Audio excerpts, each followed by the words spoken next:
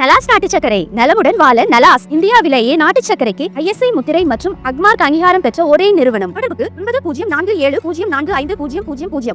தமிழக அரசு வெளியிட்டுள்ள மாநில கல்விக் கொள்கையில் புதிதாக எந்த திட்டமும் இல்லை என அந்த குழுவில் இடம்பெற்றிருந்த கல்வியாளர் ஜவஹர் நேசன் குற்றம் சாட்டியுள்ளார். மாநில கல்விக் கொள்கையை தமிழக அரசு சென்ற வாரம் வெளியிட்டது. அதற்கு ஆதரவு எதிர்ப்பு என்று கலவையான பல கருத்துக்கள் எழுந்தன. இந்நிலையில் கல்வியாளரும் மாநில கல்விக் கொள்கையை தயாரிக்கும் குழுவில் இடம்பெற்று பின்னர் விலகியவருமான ஜவஹர் நேசன் செய்தியாளர்களை சந்தித்தார். அப்போது அவர் பேசுகையில், இருமொழி கொள்கை, 8ஆம் வகுப்பு வரை தேர்ச்சி, இல்லம் தேடி கல்வி, கலை திருவிழா போன்ற அனைத்துமே ஏற்கனவே செயல்பாட்டில் இருக்கும் திட்டங்கள்தான்.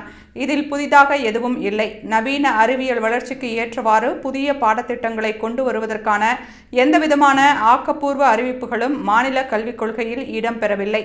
11ஆம் வகுப்பு பொதுத் தேர்வு ரத்து செய்யப்பட்டதும் ஏற்கனவே நடைமுறையில் இருந்த ஒன்றுதான் என்று ஜவஹர் நேசன் கூறினார். மேலும் அவர் தென் மாவட்டங்களில் பல மாணவர்கள் ஜாதிய வன்முறையில் ஈடுபடுகின்றனர். அந்த மாணவர்களின் மனநிலையை மாற்றுவதற்கான தீர்வு அதில் குறிப்பிடப்படவே இல்லை.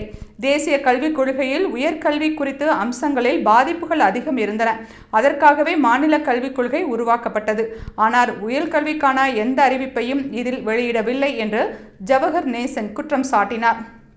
முக்கியமாக குழுவில் இடம்பெற்றிருந்த 14 பேரின் பரிந்துரைகளை நீக்கிவிட்டு யாரை திருப்திப்படுத்துவதற்காக இந்த வெற்று அறிவிப்பை தமிழக அரசு வெளியிட்டுள்ளது என்று ஜவஹர் நேசன் கேள்வி எழுப்பினார்.